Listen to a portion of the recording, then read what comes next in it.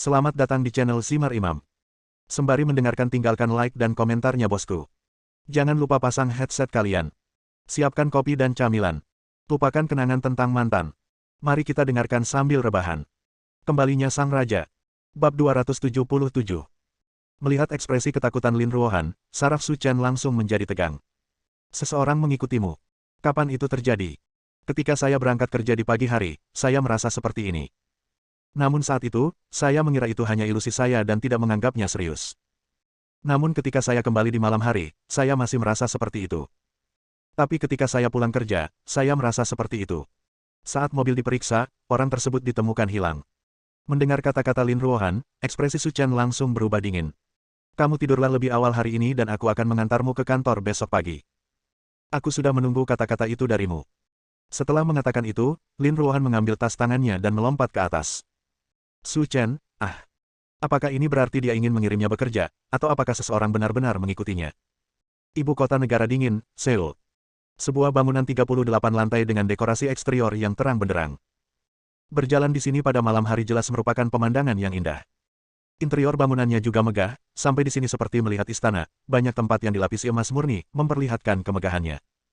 Di kamar presidensial di lantai paling atas, duduk seorang pria parubaya memegang pipa emas. Alisnya yang tebal tampak menyatu, dan dia tampak seperti hendak memakan seseorang.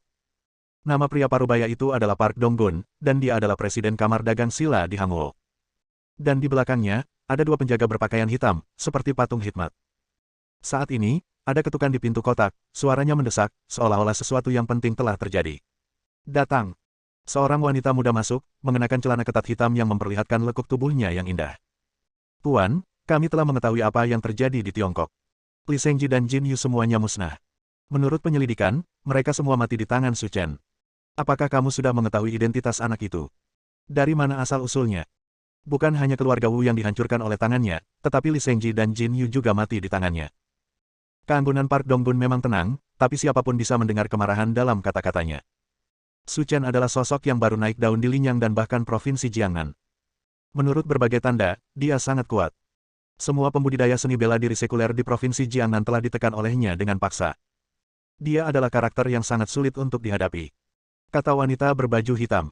Semua pembudidaya seni bela diri di dunia sekuler ditundukkan olehnya. Park Dong-gun tertawa main-main, tentu saja, ada dua hal. Tuan, apa yang harus kita lakukan selanjutnya? Apakah kita ingin terus merekrut orang? Perekrutan. Park Dong-gun tersenyum dan berkata, saya sudah memberinya kesempatan, tapi dia tidak menghargainya, jadi tidak perlu memberinya kesempatan kedua. Jika dia berani menjadi musuh saya, Park Dong-gun, maka nyawanya akan berakhir. Sekarang setelah saya mengenal majikannya, saya akan mengatur agar orang-orang pergi ke Tiongkok dan berurusan dengan pria bernama Su Chen. Tunggu sebentar. Saat wanita berbaju hitam hendak pergi, Park Dong-gun menghentikannya dari belakang. Tuan, apakah Anda punya instruksi lain? Kata wanita berbaju hitam itu dengan hormat. Ras inferior seperti itu tidak pantas kita kirim pasukan, jadi biarkan saja mereka saling membunuh. Kanibalisme. Saya ingat ada banyak sekte tersembunyi di provinsi Jiangnan. Besok, Anda dan Xianyu akan pergi ke Tiongkok. Saat itu, dia akan mengurus masalah ini dan membiarkan mereka saling membunuh. Ini akan menarik. Saya mengerti, Guru. Keesokan paginya, Lin Ruohan berjalan ke bawah dengan mengenakan sandal mewah dan menyenandungkan sebuah lagu. Lin Ruohan mengenakan gaun bermotif bunga yang elegan. Dia mengangkat roknya dan berputar di depan Su Chen. Saudara Chen, apakah menurutmu rok ini terlihat bagus? Saya baru saja membelinya kemarin. Biasa saja. Dia menatap Su Chen dengan tatapan buruk, saya tidak tahu apa-apa tentang estetika. Setelah mengatakan itu, Lin Ruohan berjalan ke pintu, mengenakan sepatu hak tinggi, siap berangkat kerja. Saudara Chen, cepat makan. Kamu berjanji padaku bahwa kamu akan mengantarku ke tempat kerja hari ini. Aku tahu, kamu datang ke sini dan makan makananmu dulu. Berat badanku turun, aku tidak bisa makan lagi, atau aku tidak akan bisa memakai gaun yang baru saja aku beli. Kalau begitu kamu pergi bekerja sendiri, kata Su Chen dengan tenang. Kamu benar-benar ancaman, dasar kuku babi besar. Aku tidak peduli, itu terserah padamu. Dipaksa tidak punya pilihan, Lin Ruohan dengan enggan makan semangkuk kecil bubur, dan akhirnya pergi bekerja bersama Su Chen. Saudara Chen, apakah kamu merasa ada yang mengikuti kita? Tidak lama setelah mobilnya melaju, Lin Ruohan berkata secara misterius. Su Chen mengangguk, saya merasakannya. Sepanjang perjalanan, Su Chen tidak banyak bicara, namun terus mengamati situasi di sekitarnya. Setelah melewati 4 orang dan kemudian berganti ke 4 mobil berbeda, bahkan Su Chen pun harus mengagumi profesionalisme orang-orang tersebut. Teknik pelacakan semacam ini tidak mungkin dilakukan oleh orang biasa. Samar-samar, Su Chen sudah menebak apa yang sedang terjadi. Terakhir kali dia kembali ke kampung halamannya, Duango menemukannya dan berkata bahwa dia akan mengirim seseorang untuk melindungi keselamatan keluarganya. Dan orang-orang yang mengikuti di belakang pastilah orang-orang yang dia atur. Saya harus mengatakan bahwa Duango memiliki niat baik. Namun, ada sesuatu yang membuat Su Chen menyadari ada yang tidak beres. Itu saja. Bagaimana Lin Ruohan memperhatikan orang-orang itu? Tidak ada keraguan bahwa orang-orang yang mengikuti di belakang semuanya adalah pemain bagus, dan keterampilan mereka dianggap terbaik. Dan bagaimana Lin Ruohan, seorang wanita biasa, menemukan mereka? Abaikan orang-orang itu. Mereka adalah orang-orang yang aku kirim untuk melindungimu secara diam-diam. Aku tidak menyangka mereka akan mengambil tindakan secepat itu. Orang yang kamu kirim ke sini untuk melindungiku. Lin Ruohan tampak bersemangat dan bahkan meninggikan suaranya. Ya, dengan kepribadianmu yang suka membuat masalah, dan dengan orang-orang yang mengikutimu, aku bisa membereskan kekacauanmu bahkan saat aku tidak ada. Apa maksudmu aku suka mendapat masalah? Aku sangat pendiam. Jika aku berada di zaman dahulu, aku akan menjadi seorang wanita di antara semua orang. Mengapa kamu mengatakan aku suka mendapat masalah? Kamu tidak terlalu mengenal dirimu sendiri. Lin Ruohan, Tidak lama kemudian, keduanya tiba di Lin Group. Meskipun Su Chen memberinya pelajaran, Lin Ruohan tidak marah sama sekali. Yang penting membiasakan diri, seperti minum obat terlalu banyak dan mengembangkan kekebalan tubuh. Saat keluar dari mobil, Lin Ruohan mencium pipi Su Chen, matanya yang berair tersenyum seperti bulan sabit. Saudara Chen, terima kasih. Lin Ruohan tahu bahwa jika Su Chen tidak peduli dengan dirinya sendiri, tidak mungkin dia diam-diam mengirim seseorang untuk melindunginya. Dasar gadis bodoh. Melihat Lin Ruohan pergi, Su Chen tidak tinggal lama dan bersiap untuk pergi ke wilayah militer Jinling. Duango telah melakukan pekerjaannya dengan baik, jadi dia tidak bisa bermalas-malasan lagi. Bab 278.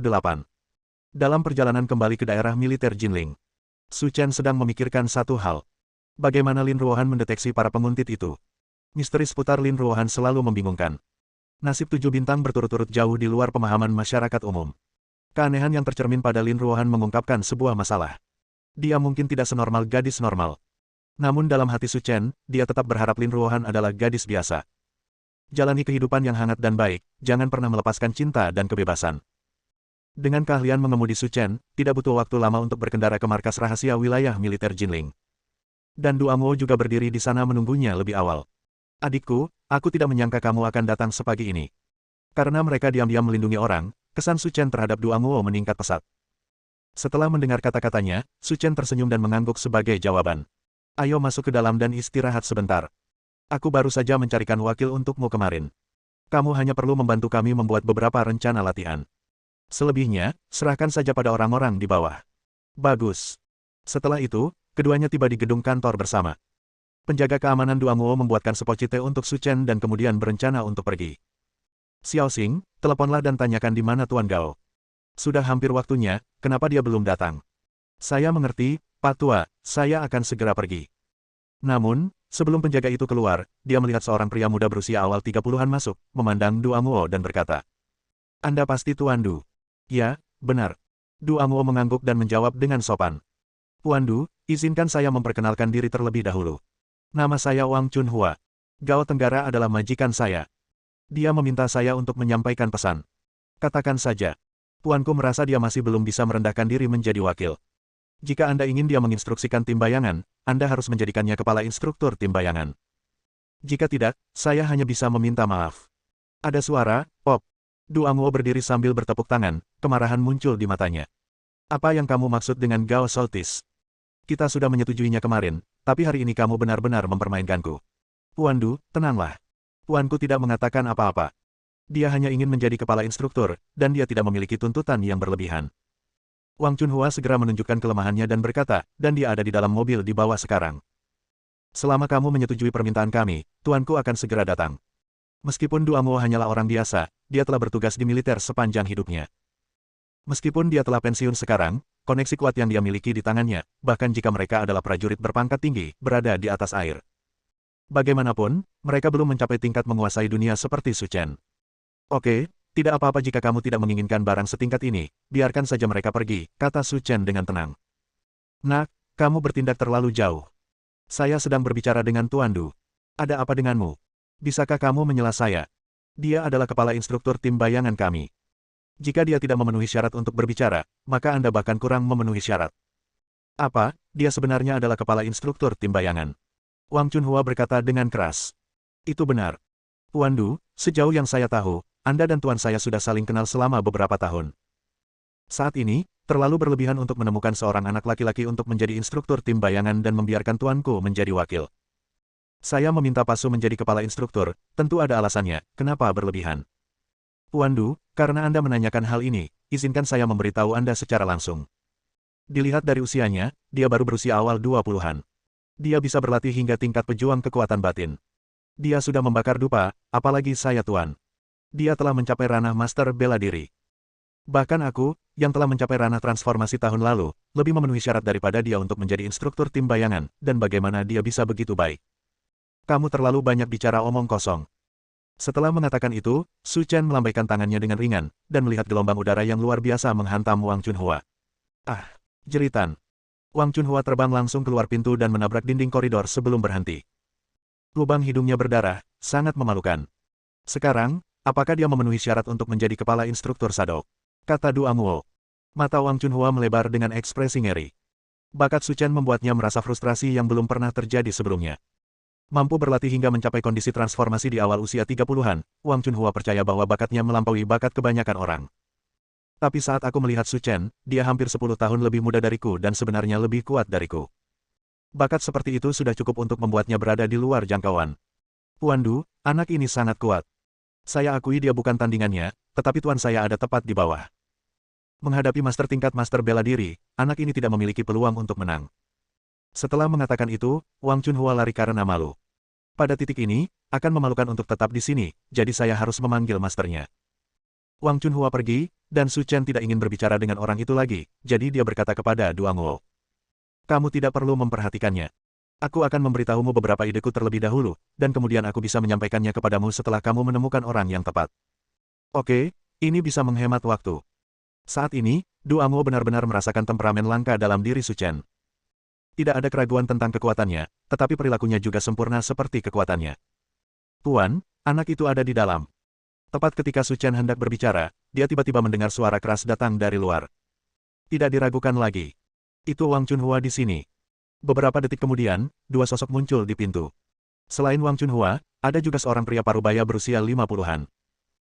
Pria parubaya itu mengenakan kemeja gua retro, alisnya yang tebal disambung menjadi garis lurus, dan wajahnya terlihat garang. Tuan Du, ketika Anda memukuli seekor anjing, itu tergantung pada pemiliknya. Kami saling mengenal, tetapi Anda sebenarnya membiarkan orang luar secara terbuka menindas murid saya. Anda benar-benar tidak memberi saya wajah apapun. Lao Gao, ini adalah perselisihan yang dimulai oleh muridmu. Bagaimana kamu ingin aku menghadapinya? Bukankah ada pepatah di dunia seni bela dirimu bahwa kekuatan yang kuat tidak dapat dilanggar? Muridmu hanya membayar harga untuk kata-kata dan perbuatannya, dan aku tidak bisa menahannya. Tuan Du, karena Anda sudah mengatakannya, saya akan dengan berani membicarakannya.